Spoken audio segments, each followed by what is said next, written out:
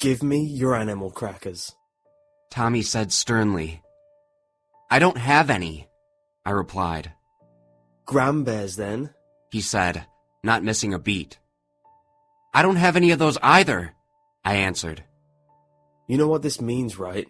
He asked, eyes narrowing as he motioned towards the rusted metal door. You're going down in the basement. No! I cried pointlessly.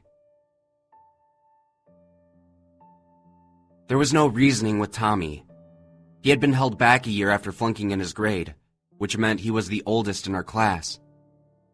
People were naturally afraid of him, and the other bullies were quick to join his clique. He could get away with anything. He was bigger and faster than me. Before I could even try to run, he had me by the collar. He threw open the door and tossed me into the darkness, slamming the door shut behind me. I tried to open it, but I could tell he was putting all of his weight on it to keep me from escaping. My only other choice was to wander down into the darkness and hope to find a light switch.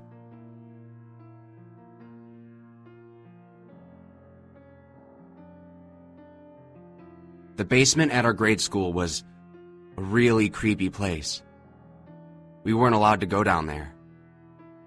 But that didn't stop Tommy from using it as his own personal prison. You see, the door was in a secluded area behind the stairs at the back of the building, out of sight from the security cameras. All Tommy had to do was post a couple lookouts in the hallway, and he had the ultimate bullying spot. He'd pick on our weaker classmates and threaten to lock us up if we didn't give him our snacks. Everyone always caved. That day was my turn, but my mother hadn't gone grocery shopping for the week yet. I don't know what was worse, the fear of the unknown or the possibility that the rumors I heard were true.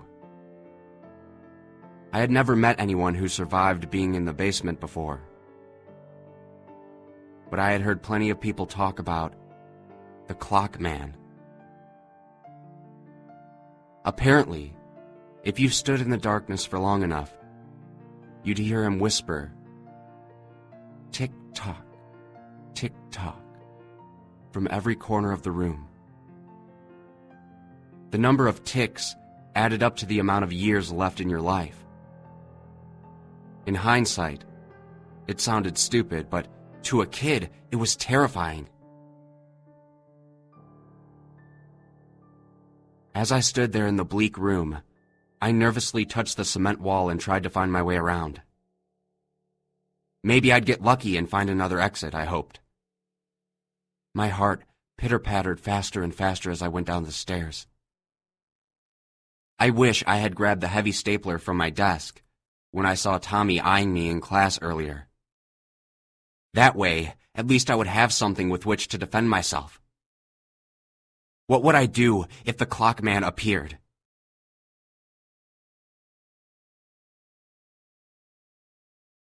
From the corner of the room, I heard a shuffling sound, and I let out a scared yelp.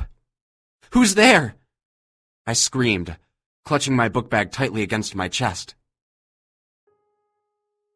Tick-tock, tick-tock, tick-tock, tick-tock, tick-tock, tick-tock, tick-tock, tick-tock. I began to panic. I didn't even think to count how many ticks I heard.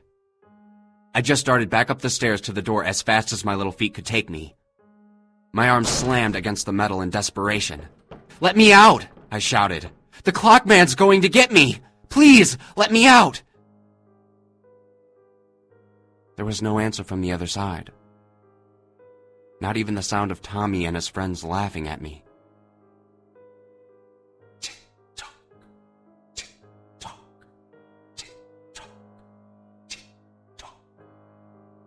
I tried the handle and found it unlocked. I pushed the door open only to stagger into the empty hallway. Tommy had his fun and didn't stick around afterwards. He must have gone after some other kid in hopes of getting fruit gushers or something. Trying to hide my tears, I ran to the bathroom and hid in one of the stalls. I didn't want my fellow classmates to see me cry. I'd never live it down. More importantly, I didn't want Tommy to see me like this. If I showed any sign of weakness, I knew he'd start picking on me full time. It wasn't fair, but that was life in grade school. I eventually convinced myself that one of Tommy's friends must have been hidden in the basement the whole time, and that the clock man couldn't be real. It was the only way I could sleep that night. From that point on, I made sure to always have animal crackers on me just in case Tommy picked on me again. I'd love to say that Tommy got his comeuppance soon after, but it took a few years, and I wish I had just let it go. Grade 6 had just started. I had quite the growth spurt over summer, and easily towered over everyone in my class, including Tommy. My parents had put me into soccer camp, so I had also gotten into shape as well. While Tommy had seemingly forgotten about my little stint in the basement, I hadn't. He was getting ready to bully Peter, one of the scrawny kids in my class. Tweedledee and Tweedledum were sticking to Tommy like magnets. Typical. Without Tommy, they had no authority. I watched and waited from the stairwell as they harassed poor Peter, pushing him against the door. I knew Peter wasn't going to be able to pay Tommy because I had temporarily taken custody of his lunchbox. You know, for the greater good. I waited until Tommy opened the basement door before jumping into view and pushing Tommy inside. The look of shock in his eyes was well worth the trouble. Peter ran off like a scared rabbit, and Tommy's accomplices followed suit.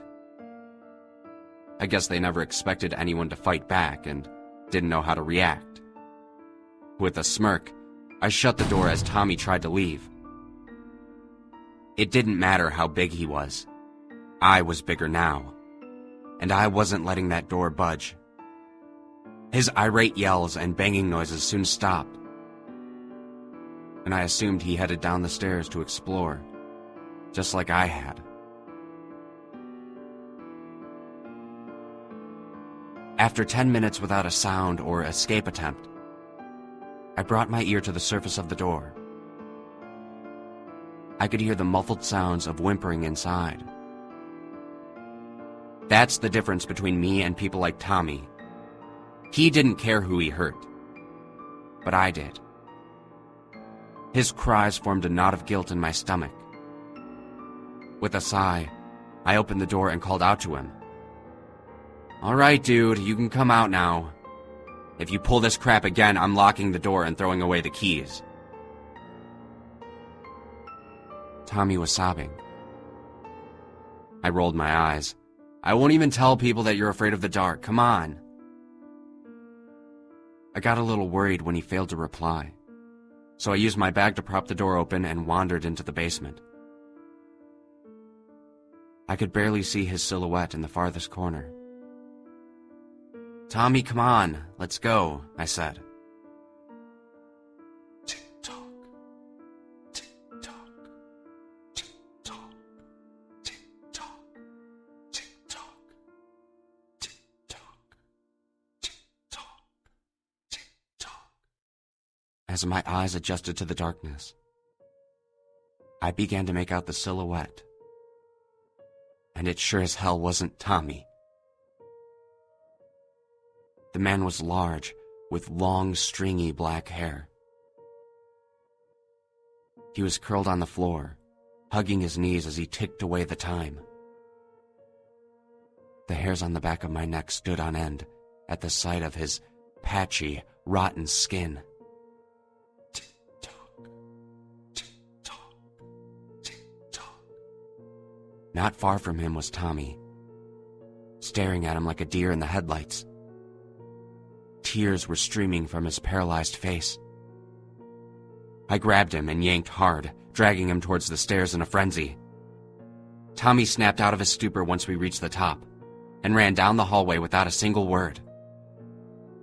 I shut the door behind me, trying to cast away the image of the clock man while wondering what I should do. Tell a teacher?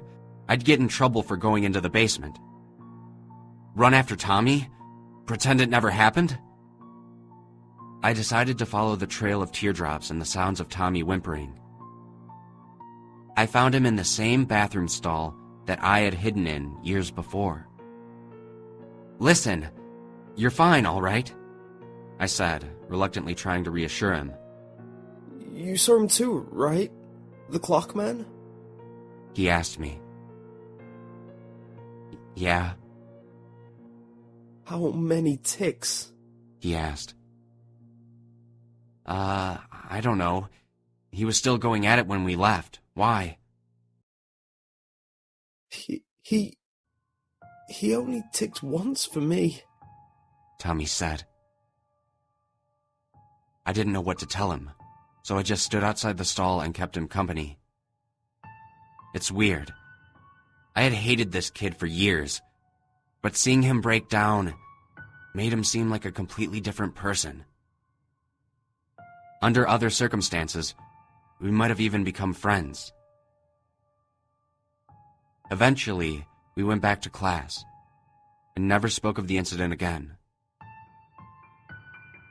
He was never the same afterwards, always obsessed with the clock on the wall and looking over his shoulder. Exactly 1 year to the day, Tommy was in a fatal car accident. Honestly, I'm glad I didn't count my ticks. I don't think I could deal with knowing when I was going to die.